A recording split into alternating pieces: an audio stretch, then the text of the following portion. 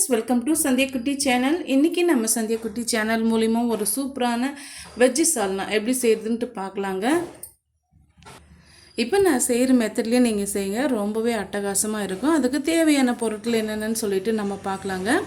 3 பெரிய சைஸு வெங்காயம் வந்து ஸ்லைஸ் பண்ணி எடுத்து வச்சுருக்கேன். ஒரு கைப்பிடி அளவுக்கு கொத்தமல்லி இலை, ஒரு கைப்பிடி அளவுக்கு புதினா இலை, 2-3 பச்சை மிளகாய் கீறி வச்சுருக்கேங்க. இப்போ இது கூட 1 டீஸ்பூன் அளவுக்கு இஞ்சி பூண்டு பேஸ்ட் எடுத்து வச்சுருக்கேன். 5-6 முந்திரி பருப்பும், 1/2 டீஸ்பூன் அளவுக்கு கசகசா, 1 டீஸ்பூன் அளவுக்கு சோம்பு சேர்த்து ஊற போட்டு வச்சுருக்கேங்க. ஒரு கைப்பிடி அளவுக்கு தேங்காய் பீஸ் வந்து கட் பண்ணி வச்சுருக்கேன். இப்போ தாளிதம் செய்கிறதுக்காக 2 பட்டையை வந்து உடச்சி வச்சுருக்கேன். 3 கிராம்பு, 1 டீஸ்பூன் அளவுக்கு சோம்பு, 2 பிரியாணி இலை, 2 பெரிய சைஸு தக்காளி பழம் எடுத்து வச்சுருக்கேன். வாங்க இப்போ எப்படி செய்யுதுன்ட்டு நம்ம பார்க்கலாம். எப்போவுமே குக்கரில் வந்து நீங்கள் சால்னா செய்து பாருங்கள், ரொம்பவே டேஸ்டியாக இருக்கும். இப்போ வந்து நம்ம ஆயில் வந்து சேர்த்துக்கலாம்.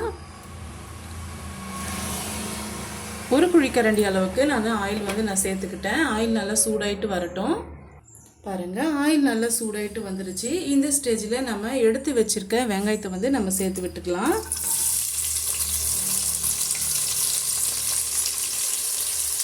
வெங்காயம் ஓரளவுக்கு வதங்கி வரட்டுங்க. இப்போ இது கூட நம்ம எடுத்து வச்சுருக்க பட்டை, கிராம்பு, சோம்பு இதெல்லாம் சேர்த்து விட்டுக்கலாம். வெங்காயம் சேர்த்துன பிறகு இதெல்லாம் வந்து சேர்த்து விட்டுக்குங்க. டைரெக்டாக நம்ம சேர்க்கும் போது, சூடான ஆயிலில் நம்ம சேர்க்கும் போது சட்டுன்னு வந்து அது தீஞ்சு போன மாதிரி ஆகிடும். அதனால் வெங்காயம் சேர்த்துட்டு பிறகு வந்து சேர்த்துக்குங்க. வெங்காயம் ஓரளவுக்கு வதங்கி வரட்டும்.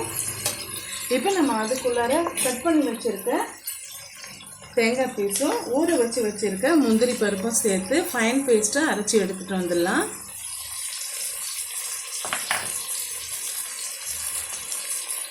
நல்லா வதங்கி வந்துருச்சு. இந்த ஸ்டேஜில் நம்ம எடுத்து வச்சுருக்க பச்சை மிளகாவை சேர்த்துக்கலாம். 1 டீஸ்பூன் அளவுக்கு எடுத்து வச்சுருக்க இஞ்சி பூண்டு பேஸ்ட்டும் சேர்த்துக்கலாங்க.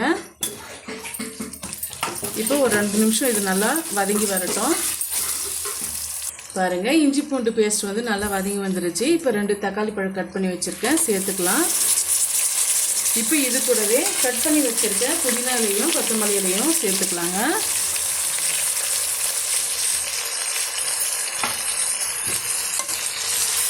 இப்போ நல்லா வதக்கி விட்டுக்கலாம். எப்பவுமே வந்து இந்த சால்னாக்கு புதினா இலை வந்து கொஞ்சம் எக்ஸ்ட்ரா இருக்கணும், அப்போ தான் வந்து டேஸ்ட் நல்லாயிருக்கும்.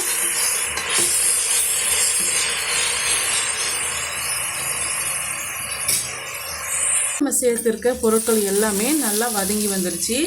இந்த ஸ்டேஜில் 1 டீஸ்பூன் அளவுக்கு வெறும் மிளகாய் தூள், 1/2 டீஸ்பூன் அளவுக்கு கரம் மசாலா, 1 டீஸ்பூன் அளவுக்கு மல்லித்தூள், 1 டீஸ்பூன் அளவுக்கு சிக்கன் மசாலா, 1/4 டீஸ்பூன் அளவுக்கு மஞ்சத்தூள். இப்போ இது எல்லாம் சேர்த்து ஒரு முறை நல்லா வதக்கி விட்டுடலாங்க.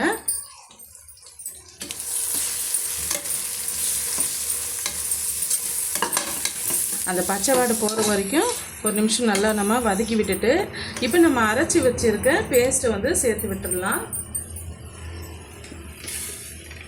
இப்போ நீங்கள் இது போல் செய்துட்டு இது கூட நீங்கள் சிக்கன் செய்துக்கலாங்க, ரொம்பவே டேஸ்டியாக இருக்கும். இப்போ நம்ம அரைச்சி வச்சுருக்க பேஸ்ட்டை வந்து சேர்த்துடலாம். இப்போ கொஞ்சமாக நம்ம தண்ணி சேர்த்து கலந்து விட்டுக்கலாங்க. அப்போ இது கூட நம்மளுக்கு எந்த அளவுக்கு சால்னா கெட்டியமாக வேணுமா, இல்லை வந்து கொஞ்சம் வந்து கரெக்டான பதத்துக்கு வேணுமான்னு பார்த்துட்டு நம்ம தண்ணி ஆட் பண்ணிக்கலாம்.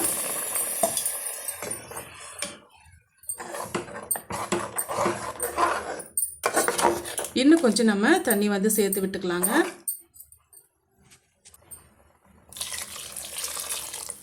இப்போ தேவையான அளவுக்கு உப்பு சேர்த்துக்கலாம்.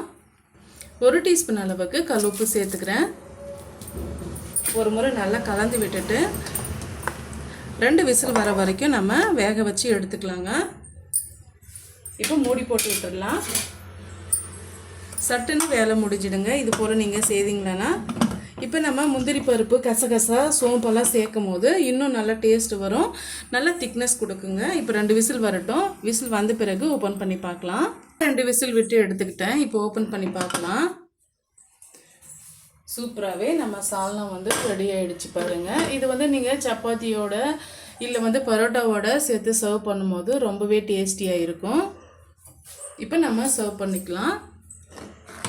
பாருங்கள், எப்போவுமே வந்து குக்கரில் செய்யும் போது அதனுடைய ஸ்ட்ரக்சரே வந்து நமக்கு சூப்பராக இருக்குங்க.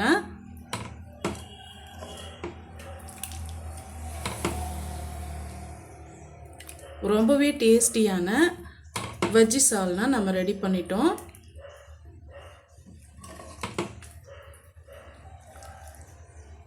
அவ்வளோதாங்க.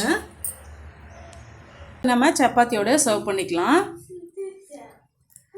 ரொம்பவே டேஸ்டியான சால்னா வந்து நம்ம ரெடி பண்ணிட்டோங்க. இந்த சால்னா ரெசிபி கண்டிப்பாக வந்து உங்களுக்கு பிடிக்கும்னு நினைக்கிறேன். பிடிச்சிருந்தால் மறக்காமல் சந்திக்குட்டி சேனலுக்கு சப்ஸ்கிரைப் பண்ணுங்கள், லைக் பண்ணுங்கள், ஃப்ரெண்ட்ஸ் அண்ட் ஃபேமிலியோட நிறைய ஷேர் பண்ணுங்கள். தேங்க்யூ ஃபார் வாட்சிங்.